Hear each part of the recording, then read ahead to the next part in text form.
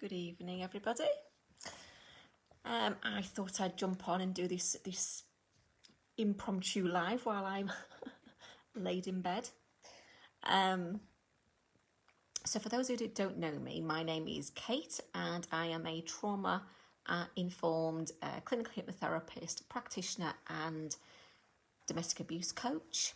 And I help women to break free from the overwhelming effects of domestic abuse and narcissistic abuse so they can move on to a much happier and brighter future. So the topic of this live is, why did it take me 4 years to file for divorce? I don't know who's on, by the way, so say hi, whoever's on. Well, there's a couple of, there's no simple answer to this, because there's several reasons as to why it took me that long to file for divorce. Bearing in mind, the abuse was there, in a different form of abuse before I got pregnant. But it was more in the form of, hi Emma, it was more in the form of the cheating on me, talking to, I'd find messages on his phone from other women, dirty messages on his phone to other women. All these other women, they knew about me. So it was indirect abuse, done more subtly. And of course, because he had the serious drink problem, that was something that he played on, and I clung on to that as well. So I blamed the drink. I mean, I blamed the drink up until not so recent, up until just recently, really. Of the last only really for the last 12 months that I've been really started to see that it's more than just the drink. But prior to that, I blamed it very much on the drink. I mean, even, Emma's on, and her husband did my wedding photographs in Italy, which were all very lovely and very magical. And but even on the wedding night, I was walking on eggshells. I was petrified that it was going to kick off. I could see the signs bubbling away. The later it got into the evening, the more drink he got into him, and I was literally on edge the whole time. It was awful. But and even on our honeymoon, I knew something was wrong because he was very, very distant. And that's essentially when the cheating started, sort of pretty much after we got back from our honeymoon. So I was very much in denial prior to me having Sophia. I mean, when we started to talk about having a baby, and we thought originally we had to go for IVF, I thought, well, if we just when I get pregnant, that'll sort him out. That'll keep him on the straight and narrow. And that's what I clung on to. I think originally, did he mention it? Yeah, it was in the hotel, yeah.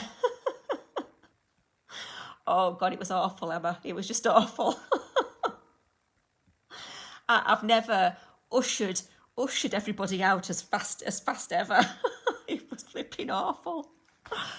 Because I had to drive I drove Piero and my mum and dad back to the hotel in the town. And I was like, right, get them back and let's get him back to the hotel room. Contained, we can't cause any more trouble. Yeah, I can laugh about it now, but it wasn't funny at the time.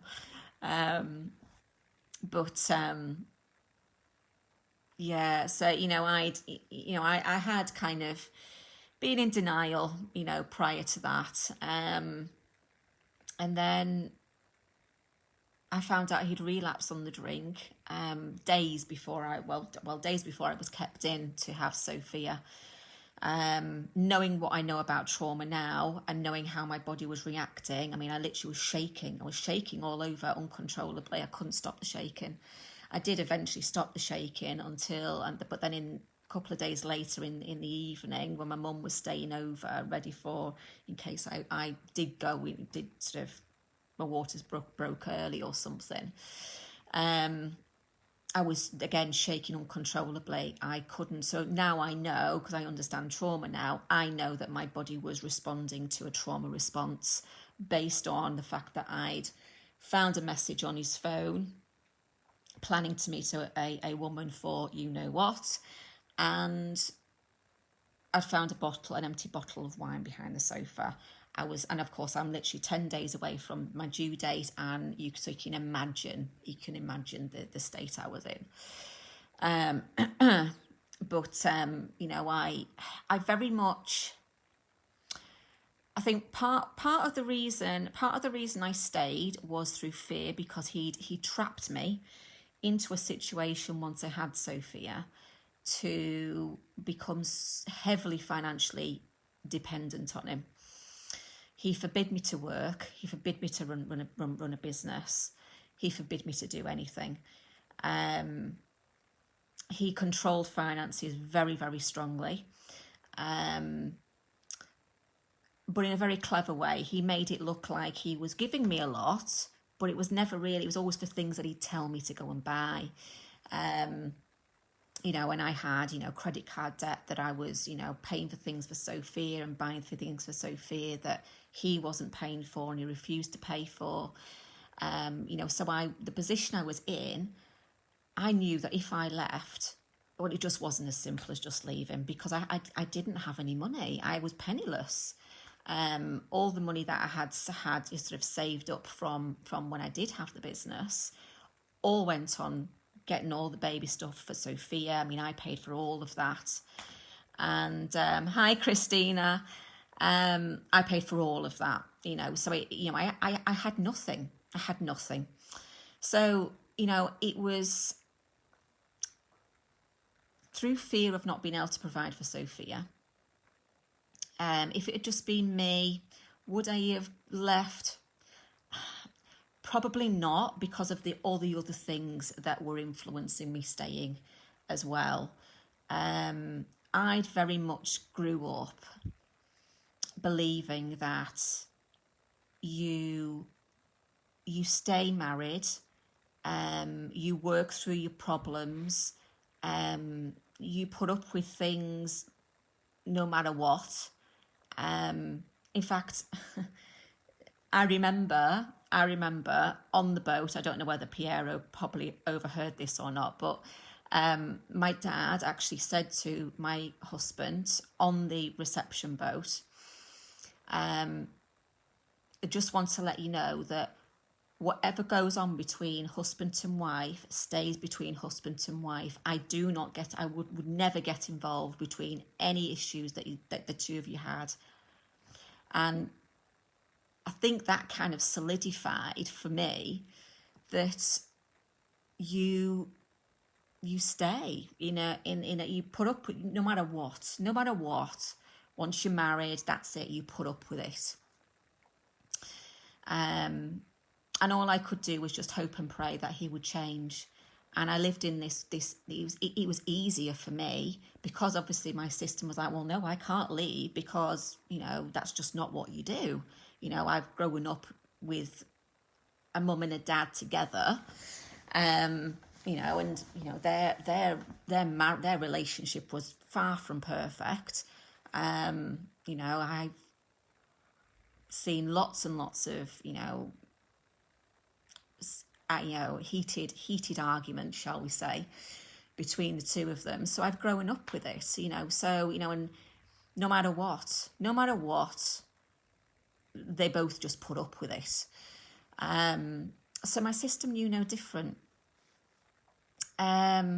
the other reason is that, again, knowing what I know now about trauma and how trauma affects our internal belief system and how that impacts our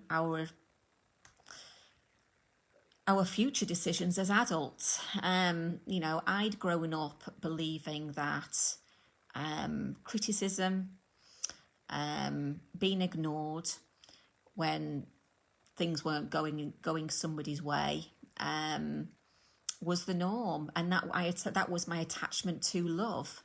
So my system didn't know any different, and if I'd left, I was potentially not going to have any love whatsoever, because all my system associated love was with that. So if I left, well, I wouldn't have any love whatsoever. So it was much easier for me to stay. It was safer for me to stay for my system, even though it was toxic, than to leave, because leaving would mean, well, that means you're not getting anything. You're not even getting breadcrumbs. So there's lots of reasons why I stayed. Going back to this expectation of what I grew up as the norm, is that, well, I wasn't willing to give my daughter a broken home. So even though he locked us out 4 years ago, we lived separately, which he had to do for safety reasons because his drinking was so bad. I was actually advised and told that I had to leave if he wouldn't leave. I still clung on to that hope. I refused to move on because I'm like, no, I'm married. I want my daughter to have a normal family home. And at some point, I'm hoping and praying that he will change. He never did change. In fact, that setup was absolutely perfect for him. It was perfect for him, because he was free to do whatever he wanted behind closed doors, and he knew that I was still the loyal wife, fine, living in another house, but I was still the loyal wife that would come running whenever he came. He was crying and sobbing and feeling sorry for himself, or having one of his drunken outbursts, or needing rushed to hospital or whatever as a result of the issue. He knew I was always there. I was the loyal dog, shall we say? I was, and so he had the best of both worlds. If he decided, oh no, actually I don't want to play daddy this weekend, I just want to sit at home and get drunk. He knew what buttons to press with me, and his go-to every single time was to threaten me with cutting off money, because he knew that was my biggest fear with Sophia, is not being able to provide for her. So he knew that was his stick that he would beat me with every single time to get me back in line, without fail. Narcissists, they get to know your weaknesses very, very early on in a relationship, and they use those to their advantage to secure their position, to secure their supply. He would have known instantly from me that I was very codependent. Everything about me was that I'm going to do all this for you, and again, all through the relationship, no matter all these, the cheating, the drinking, the this, the that, the abuse, the lot. It was, well, if I can just be a better wife, if I just did this, if I just did that, maybe, just maybe, he will just see sense. Maybe one day you'll see sense. What I got from him, since I filed for divorce, is a mirror image of what I got 4 years ago, and the exact reason why I chose to not file for divorce. he actually said to me 4 years ago, you walk away, and it was a small amount of money. Obviously, I'm not going to say what it was. You walk away with a small amount of money. You don't come after me for child maintenance. And that's it. You F off, and that's it. That was basically the script. Or you can, or we can forget all these talks of divorce. You accept £800 a month until Sophie is 18, and that way we've got a way back. And that way you're getting a better deal. It's a better deal than what I'm offering you this to just walk away. So he's like trying to sell it to me. He was selling it to me. Honestly, if you could see the text messages from 4 years ago, seriously, he's selling this to me, not to file for divorce. And at the time, I was heavily in a Crohn's flare. I had an 18-month-old. Well, Sophie was 18 months old. I didn't have a penny to my name. I knew the amount of money he was expecting me to walk away with wouldn't have lasted me 5 minutes, particularly when I had nothing. So I felt like I had no choice, additional to all the other things that obviously were contributing to me staying.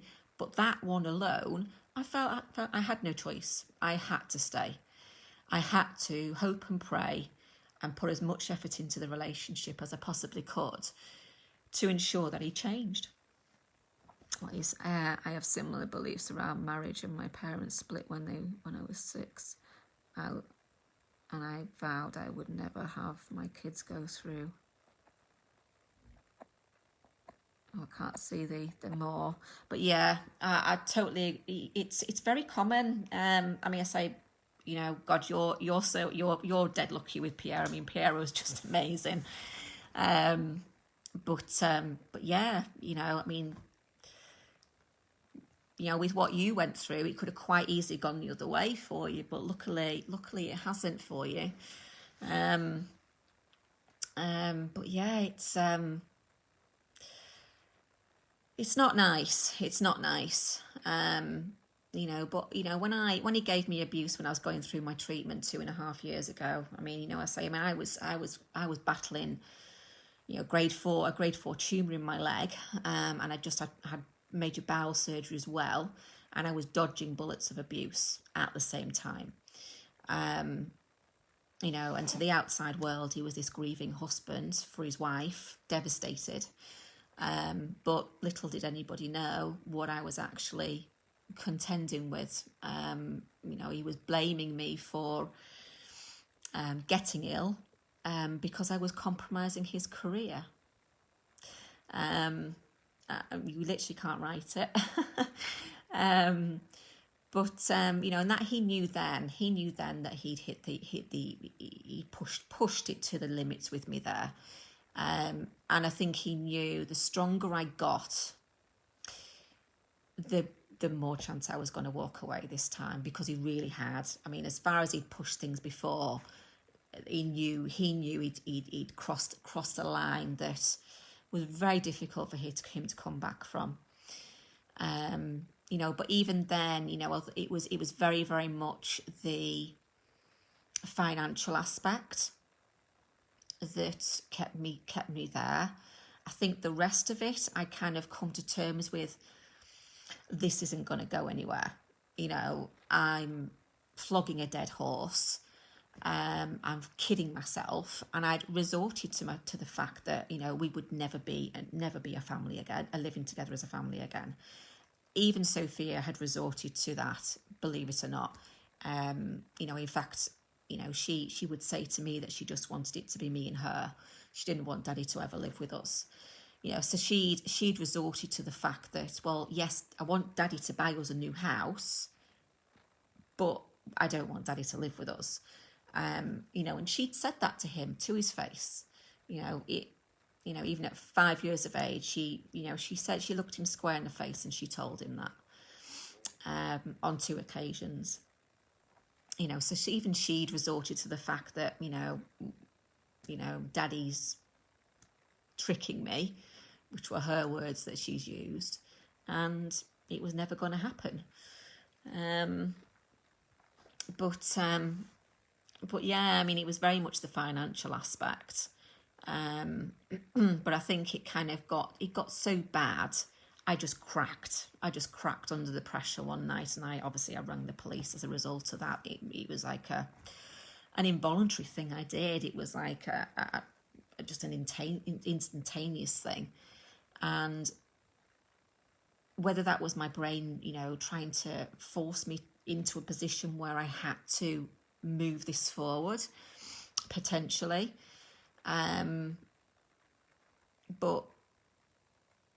But yeah, once I'd done that, I knew I was at the point where I couldn't go back. I had to move forward, because if I'd gone back, the ante would have gone up in terms of the abuse because of what I would have put him through. So that was the push I needed to break away completely.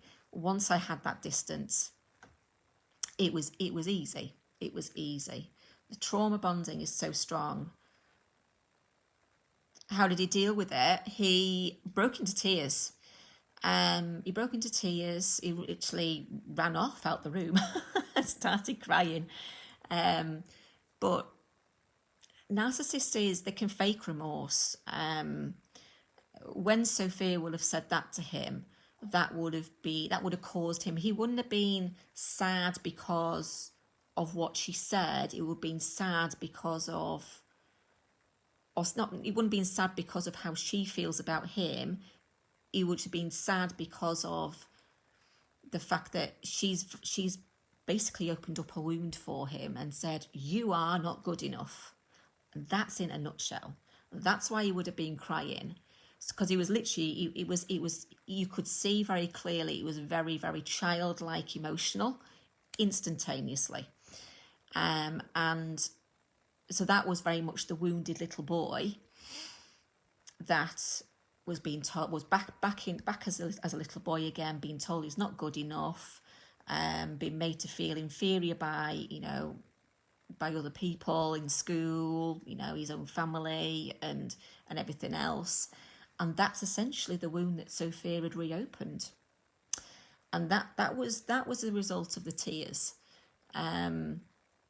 Because what he's doing now, he's saying he's not the biological father. He's actually closed her bank account and cleared it out. So he's clearly not bothered about Sophia. It's never been about Sophia. And when he did at one point want to see her, it would never have been about her again. It would have been always been about me and wanting to make sure I suffer.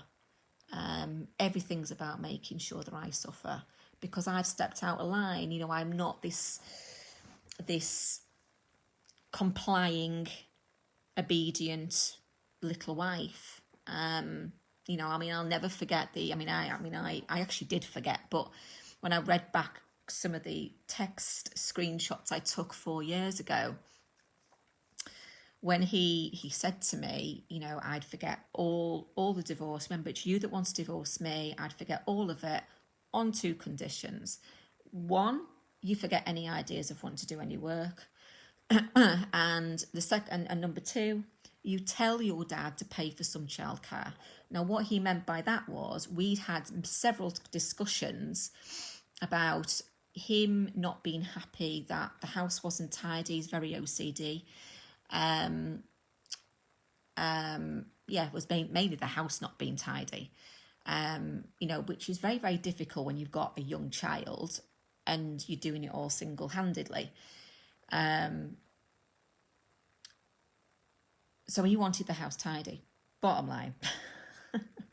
He wanted the house tidy, and he wanted, meals cooked and ready for when he comes in from work.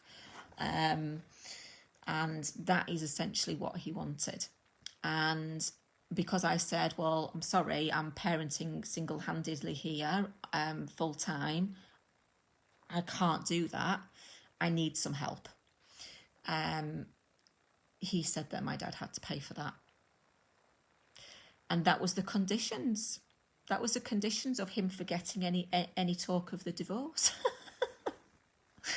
It's quite laughable, really, when I think back to it. But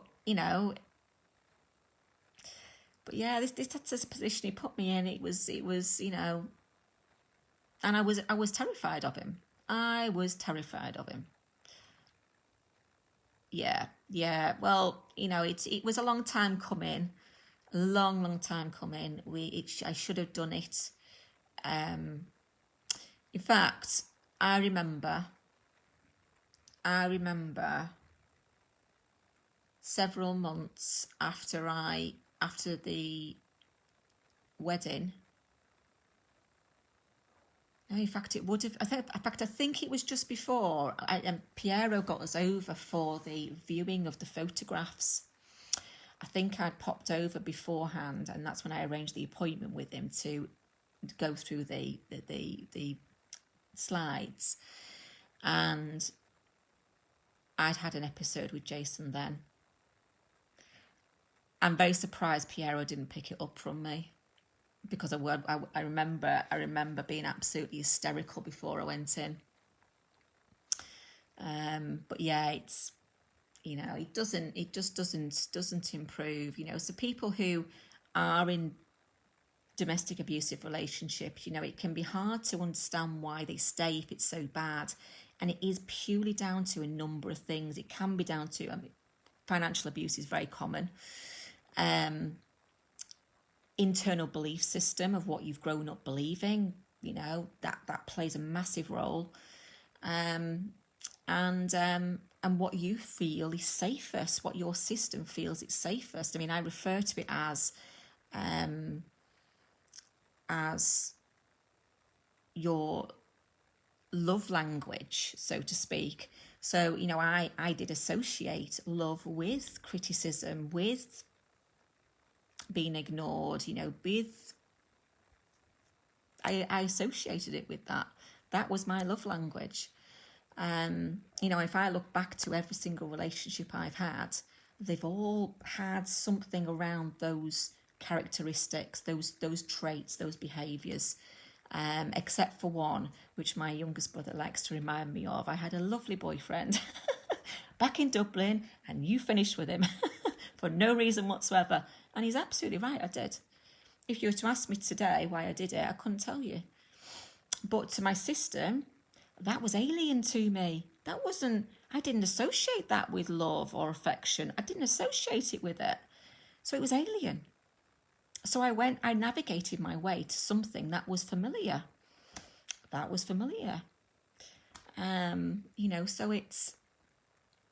there's lots of reasons why people stay. And this is why to break away, you have to really build up an awareness. Awareness is key of what's going on. I'm very big into educating people on, really understanding their abuser, understanding what their motives are. Because once you can, it's not nice to know that everything that you believed was true is actually a lie, but you have to see it for what it is eventually. And that's the only way you can move forward, is when you realise, well, actually, this is all, I'm living in fairy tale land, what I want from a relationship, from a marriage, is not what I have. And I can fool myself all day long, but the reality isn't going to change. I was living in my own little fantasy world, believing that some point it's going to be cupcakes and rainbows, and and again, he would describe it to other people as all cupcakes and rainbows. Even our neighbours where our marital home is, which is he's still in, they've told me, the way he describes this, it's like a fairy tale that, he's gonna sell that house, and he's going to get a new house for you and Sophia, and you two will move into there, and as soon as he gets himself clean and sorted, he'll be moving in with you. And she said it's literally like A fairy tale were her precise words. And that's it. That is it. They live in a fantasy world, and they draw you into their fantasy. But the fantasy they never want to make reality, because it's out of alignment with them. They have to fake that. Doesn't come naturally to them. So they have to fake it. And they, in short doses, they do a very good job at it. They're Oscar winning performance actors. But when you spend a lot of time with them, you start to see that when they're being fake, it's very obvious. Their niceness is very forced. It doesn't come across as natural at all, because it isn't natural. They can only keep that mask in place for so long, and eventually it slips. So small doses, they can hide it very well, but spend any length of time with them and people start to see them for what they are. That's why a lot of narcissists don't keep long-term friendships. Purely and simply, hi Laura, purely and simply because people see through that. The more time they spend with them, they see through these behaviours, they see through the fakeness, they see through the forced, nice behaviour and pleasant behaviour, and start to see their true self. And that's when obviously friendships drift away. So it is quite common with a lot of narcissists that situation with friendships. And another common thing is that they will meet one person as soon as they are very pally with them. They're suddenly their best friend ever. Even if they've only known them for like a week, they're their best friend ever. And the reason they're their best friend ever is because they're buying into their bullshit, essentially, for the time being. So whilst they are buying into it, well, they're up on that pedestal because they're boosting their ego. He used to refer to me as his best friend ever. I wasn't just his wife, I was his best friend ever. Well, yeah, of course I was. Because I fed him that supply every single day for the last 13 and a half years. I fed him that supply consistently. So absolutely, of course I was. I defended him when he was in the wrong.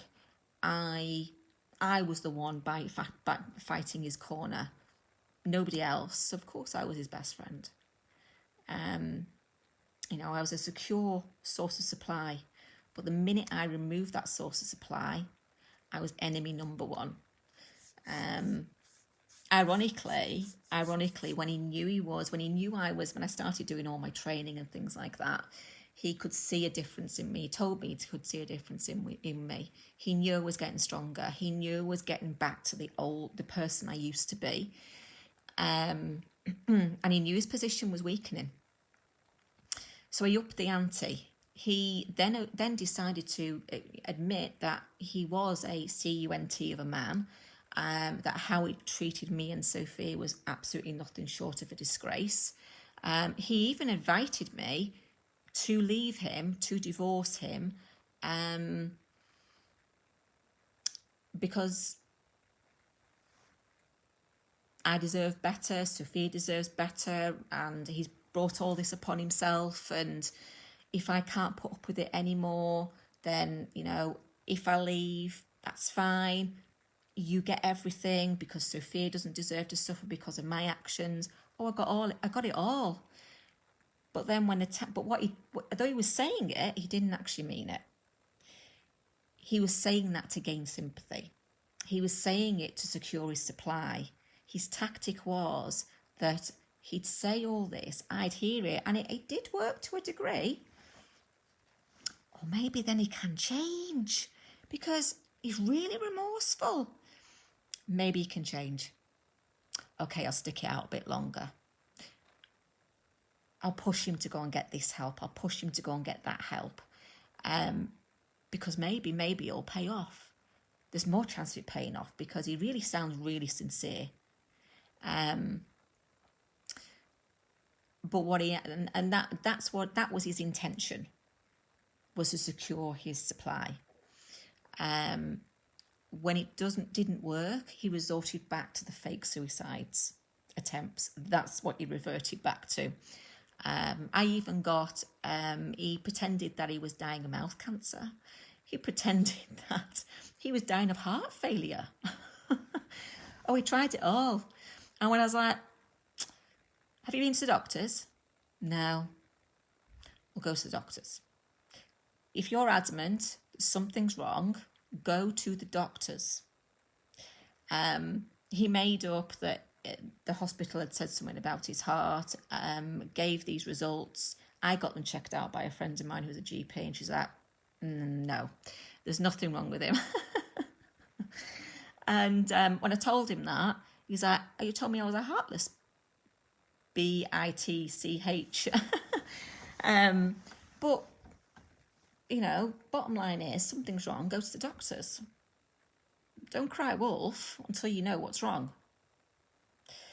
But these are all the tricks that they play, these narcissists. They are horrendous for it. And it's always when they're losing their grip. And it's a means of gaining your sympathy as a means of keeping the supply in place. Those are the lengths they will go to.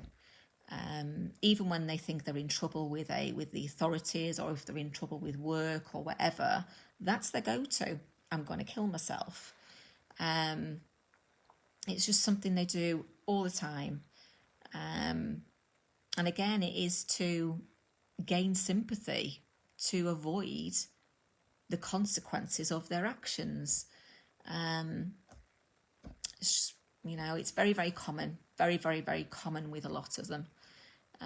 It's not something all of them do, but it is common when they are pushed to a certain point.